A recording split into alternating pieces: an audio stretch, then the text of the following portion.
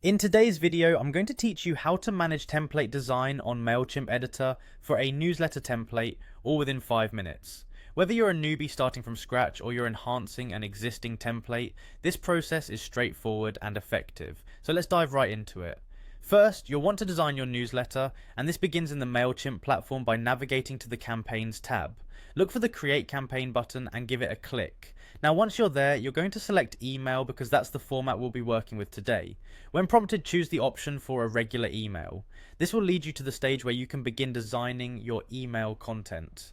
Now we're ready to step into customization. Once you find yourself in the drag and drop editor, which is user friendly and intuitive, you'll have a range of tools at your disposal to perfect your newsletter template.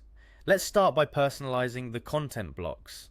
Look for components such as text, images, or buttons, and click on them to modify as needed.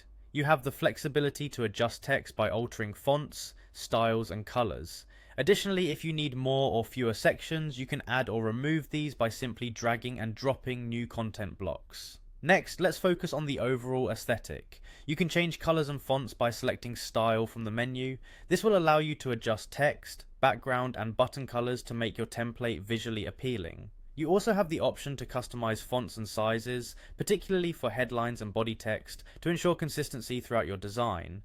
To add some flair, consider inserting images or your brand's logo. Click on an image block and you can either upload an image or pick one from the Content Studio. Mailchimp does a great job by providing a built-in image editor that you can use for making necessary adjustments to ensure all visuals fit seamlessly within your layout. And of course, don't forget the importance of functionality. You'll want to link your buttons and texts properly. Click on any button or text section, then go ahead and add a hyperlink. This could redirect your audience to your website, social media, or a specific email depending on your goals. You can also tweak button colors, size, and text alignment to make these elements stand out and encourage clicks.